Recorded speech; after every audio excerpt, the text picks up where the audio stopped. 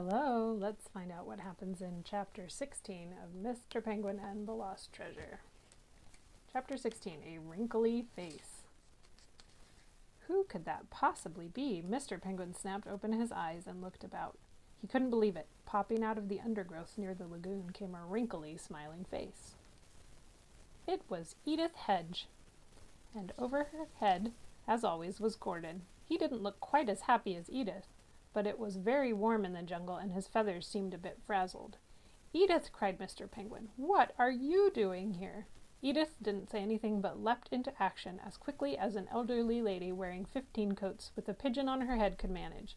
She clambered up through the tangle of plants around the lagoon and then disappeared behind the waterfall before appearing again a few moments later, slightly soggy on the ledge in the middle.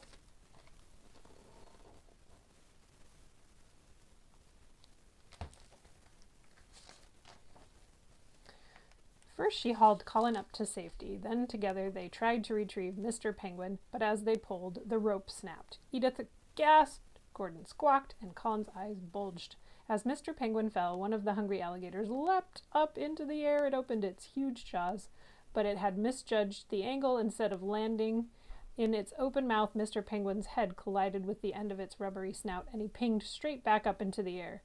Colin was ready with a web lasso. He hooked it around Mr. Penguin's feet and dragged him onto the stone ledge. He landed with a very inelegant thud. Edith nimbly untied Mr. Penguin and sat him upright. "Thank goodness you're safe," said Edith. "Now we all need to get out of here as quickly as we can. We're in great danger." Mr. Penguin straightened his hat. "And we need to go rescue Miss Bones and her brother from those jewel thieves." Edith suddenly looked very serious. "But, Mr. Penguin," she said, "Boadicea Bones hasn't got a brother. I think you've been tricked."